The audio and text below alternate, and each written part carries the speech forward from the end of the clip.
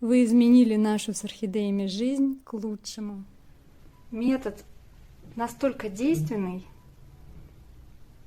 настолько сразу видны от него результаты, что это просто чудо какое-то. Такого количества цветоносов, как сейчас, с опрыскиваниями, которые вы порекомендовали, у меня никогда не было. Такого бурного роста. Этот метод уже изменил жизни сотен тысяч орхидей по всему миру. А изменит еще больше. Привет, друзья!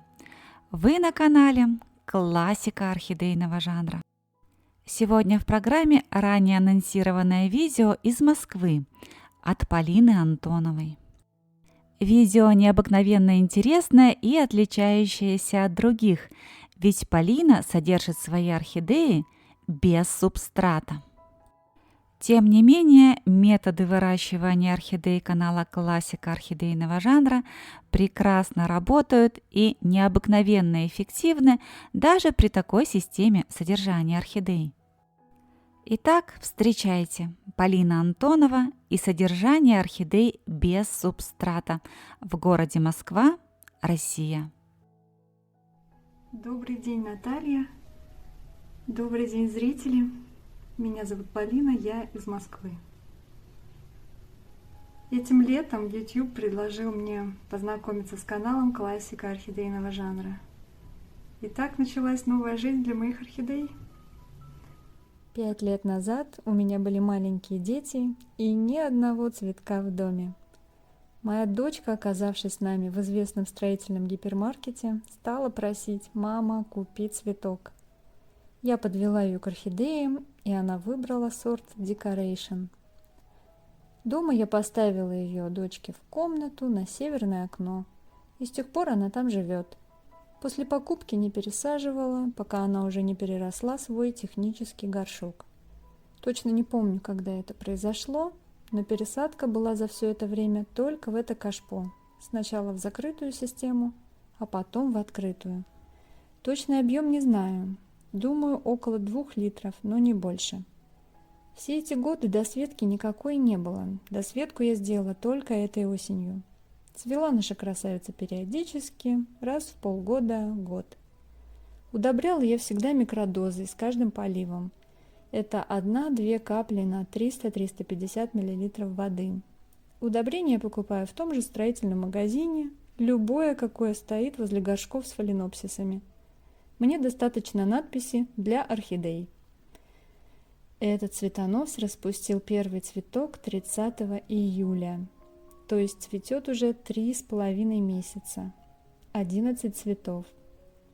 Цветонос никак не сформировала, потому что вырос он в мое отсутствие. Мы уезжали на весь июнь. Он уперся в окно, и вот итог. В открытую систему я перевела эту орхидею в этом году в апреле, но ей как будто все равно, не изменилось ничего. Изменения хорошо видны на молодых, еще небольших растениях. Полив. В закрытой системе я поливала до уровня примерно в 2 пальца. Потом не сливала. Вода полностью впитывалась корнями примерно за 2 дня. Корням было многовато воды, она застаивалась лишнее время, и они покрылись зелеными водорослями. Мне стало сложно определять, когда пора поливать. И это стало одной из причин перевода на открытую систему. Подробнее о ней расскажу отдельно. Опрыскивать цветоносы и нижние части листьев я начала этим летом, когда случайно нашла канал «Классика орхидейного жанра» и посмотрела несколько видео, посвященных этой теме. Это спровоцировало рост цветоносов одного за другим. Еще не отцвел предыдущий, как уже растет следующий. Раньше такого никогда не было. Опрыскиваю я 1 раз в день, каждый день, тогда же, когда орошаю корни. Практикую ли я купание под душем? Да, практиковала, и эффект был прекрасный. В прошлом году летом эта орхидея процвела на 40 с лишним цветов, которые она держала 5 месяцев. Здесь 2 цветоноса, 1 разветвленный и 1 одиночный с детки.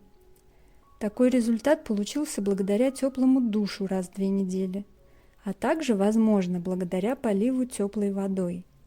Сейчас я не душую, потому что, во-первых, опрыскиваю каждый день, а во-вторых, душевала я все равно только до появления цветоносов, а потом переставала, так как цветущие орхидеи для меня священные коровы, и я стараюсь их не тормошить. А опрыскивать я продолжаю и цветоносы, и уже цветущие растения. Как видите, детки на стволе больше нет, потому что после своего единственного цветения она отсохла. Дома у нас сейчас 18-19 градусов, это прохладно. Сейчас ноябрь, на улице то плюс, то минус. Окна открыты на микропроветривании почти все время, Так кроме началась ночи. новая жизнь для моих орхидей. Окно у нас южное, но перегорожено домом почти полностью. Поэтому свет здесь есть, а прямых солнечных лучей нет. По рекомендации Натальи я ежедневно стала опрыскивать цветоносы и нижние части листьев. И вот посмотрите, что произошло. У меня никогда не было столько цветоносов на моих орхидеях. Растут новые, пробуждаются почки на старых. Это просто чудеса какие-то. Вот эта орхидея у меня сидела 2 года без цветения, как отцвела после магазина, и все. И вот посмотрите, один цветонос, второй цветонос. На 2 старых цветоносах пробудилась одна почка, вторая почка. И еще вышел один маленький, камера его не берет в пазухе. Еще плохо видно. Содержание у меня в открытой системе, без грунта, с ежедневным микрополивом. Подошел такой уход мне больше всего. Хоть он и затратный в плане времени, но я люблю ухаживать за своими цветами и с удовольствием этим занимаюсь. Вот эта орхидея у меня уже 2-й год. Тоже после магазинного цветения год сидела ни туда, ни сюда. Не цвела, только росла. И вот у нее новый цветонос. На старом тоже веточка. Это другое окно, северное. Солнце сюда не заглядывает к нам. Поэтому цветы я свои досвечиваю на этом подоконнике. Уже 6-й год.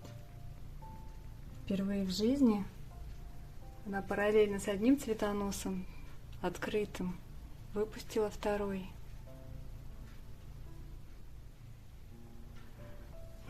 Это моя орхидея уже со мной 2-й год. И так долго она сидела, почти год, ни туда, ни сюда. Никак я не могла понять, чего же ей не хватает. И вот теперь, благодаря опрыскиваниям, у нее живых 3 цветоноса она выпускала, которые постоянно выпускают боковые почки. Из тех цветоносов, что есть. И доращивает новый. А вот это Нарбона, которую я купила по уценке 3 месяца назад, так меня удивило, как никто никогда не удивлял. У нее практически нет живых корней, весь филамен на корнях сгнил. Я ее не пересаживала, потому что так у меня быстрее адаптируются орхидеи. Корней у нее живых буквально чуть-чуть. И листьев. Взрослых 2 всего. Но она решила цвести. Она выпустила на старых цветоносах по почке на каждом. теперь я жду распуска. Открытая система. Хочу рассказать о своем опыте содержания фаленопсисов в открытой системе. Как я к ней пришла, как переводила свои растения, какие ошибки совершила, и покажу, как мои орхидеи живут сейчас. Начала я этот опыт в начале апреля этого года. Сейчас середина ноября, то есть 8 месяцев назад. У меня было всего 3 орхидеи. Одна чувствовала себя прекрасно, росла и цвела в закрытой системе. Но корни заросли водорослями. Я стала плохо понимать, высохли они уже или нет. Другая была мне подарена 2 года назад, и после отцветания впала в какой-то анабиоз, не росла и тем более не цвела, несмотря на хорошо освещенное место. Третью же орхидею мне отдала подруга, потому что в грунте выросли грибы. Вот с нее-то все и началось. Я пересадила ее в новую кору, грибы выросли снова. Я поливала ее, оставляя в кашпо немного воды. Вода не уходила вообще. Я понимала, что что-то не то с корнями, хотя они не гнили. И все мне не давали покоя вопросы. Почему воздушные корни такие красивые, толстые, твердые, а те, что в грунте, потоньше и помягче? Почему они так радостно убегают из горшка и уже на воздухе толстеют и веселеют? И вдобавок к этому я так и не смогла до конца уяснить для себя точный алгоритм полива. Каждый раз я сомневалась, пора поливать или еще не пора. И эти волнения заставили меня искать альтернативные способы содержания этих цветов. Так я нашла открытую систему. Как я произвела перевод? Я достала свои орхидеи из кашпо, убрала весь грунт и даже промыла корни под водой. Это была ошибка. Так делать было нельзя. Когда корни растут, они привыкают к определенным условиям и в соответствии с ними наращивают веломен. А попав в резко изменившуюся среду, одни корни стали отсыхать, другие постепенно адаптироваться к новым условиям. Длился этот период около 3-4 недель. В это время у листьев заметно снизился тургор, и все мои подопытные отсушили по одному нижнему листу. В новых условиях корни не могли обеспечить листовую массу привычным объемом воды и питательных веществ. Лучше всех себя чувствуют в открытой системе те корни, которые в ней выросли. Они растут толстыми, с максимальным количеством слоев веломена, так как цикл намокнуть-высохнуть проходит каждый день. Также они твердые. Если вытащить сейчас ком корней из кашпо, он твердый, как коряга. Я предполагаю, что отсохшие корни как раз росли в знаменитом торфяном стаканчике, то есть в максимально влажной среде. Вот их видно у самой нижней части ствола. Поэтому, возможно, для открытой системы стаканчик лучше не удалять. Без него они точно погибнут. Я собираюсь его оставить у своих еще не пересаженных растений. Как я наладила полив? Я поместила орхидеи в кашпо и сначала стала поливать, оставляя 1 см воды на дне, как на гидропонике. Тут же произошел взрыв роста водорослей, и я это прекратила. Стала пробовать орошать корни так, чтобы вода на дне не застаивалась, а за короткое время полностью впитывалась корнями. Так опытным путем я пришла к ежедневному микрополиву. Произвожу его утром. В поливную воду я каждый раз вношу микродозу удобрения.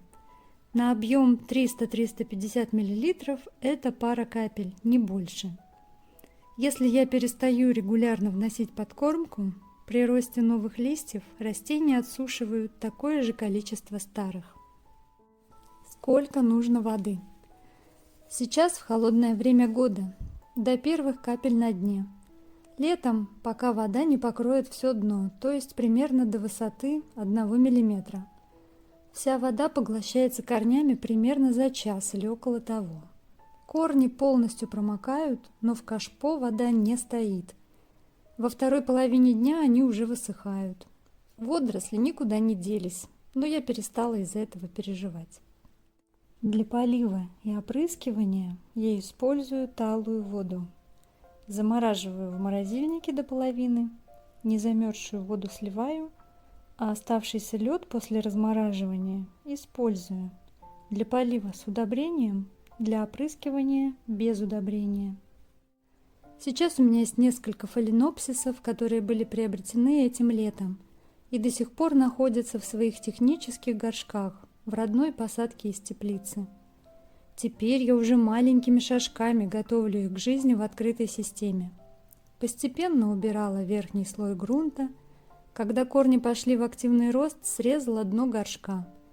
Прорешетила по максимуму стенки. Поливаю эти экземпляры также, ежедневным орошением верхних корней. Когда им станут малые горшки, я их пересажу со всеми теми кусочками коры, к которым они приросли. Ничего отдирать и отмывать не буду. Обязательно в весенне-летний период. Вот такой у меня теперь щадящий план длиной в полгода-год. Больше никаких резких телодвижений.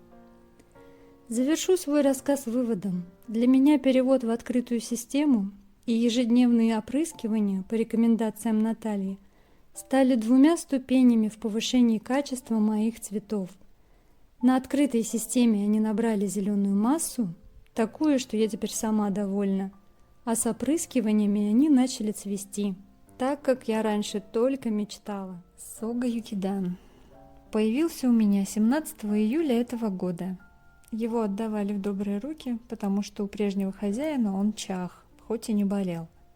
Оговорюсь сразу, никаких доказательств, что это именно Сога Юкидан, у меня нет. Еще не цвел, и названия на техническом горшке не было. Растет в открытой системе, как и все остальные. Почему перевела в открытую систему так быстро? Дело в том, что растение еле держалось в горшке. Возможно, было пересажено незадолго до передачи. И я не видела смысла оставлять слабое растение в посадке, с которой сама на «вы».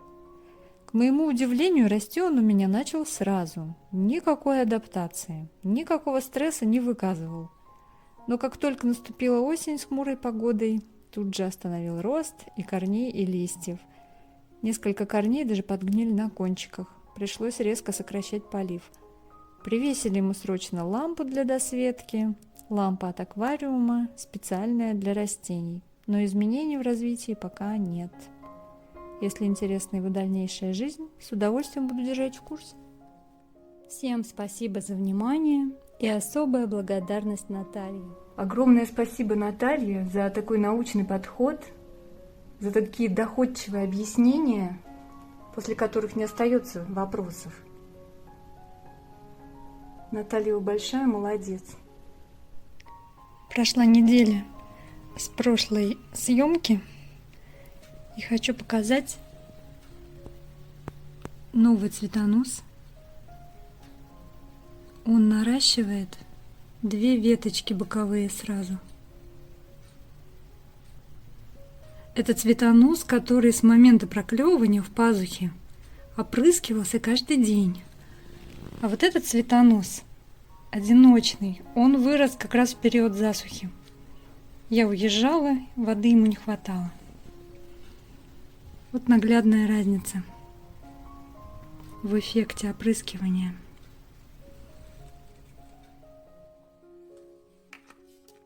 Вот такие чудеса и вот такая реальная разница. Разница в жизни орхидей с водными процедурами и без них. С дополнительным освещением в осенне-зимний период и без него. На мой взгляд, Полина предугадала все возможные вопросы и ответила на них очень подробно. Но если все же вопросы у вас остались, задавайте их в комментариях под этим видео. В следующем видео, когда Полина будет показывать цветение своих орхидей, она обязательно ответит на все ваши вопросы.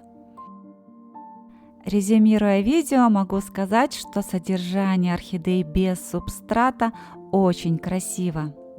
И если вас заинтересовал подобный способ выращивания орхидей, Напишите об этом в комментариях. Ну а теперь я выражаю глубокую благодарность от всех нас Полине за предоставленные видеоматериалы и напоминаю вам, что 20 минут вы провели на канале «Классика орхидейного жанра». И если вам понравилось это видео, если вы захотите вернуться на канал вновь, поставьте, пожалуйста, пальчик вверх под видео, подпишитесь на канал. Если раньше вы этого не сделали, жмите на колокольчик, чтобы первыми получать уведомления о выходе новых видео. И оставайтесь со мной, ведь впереди у нас много интересного.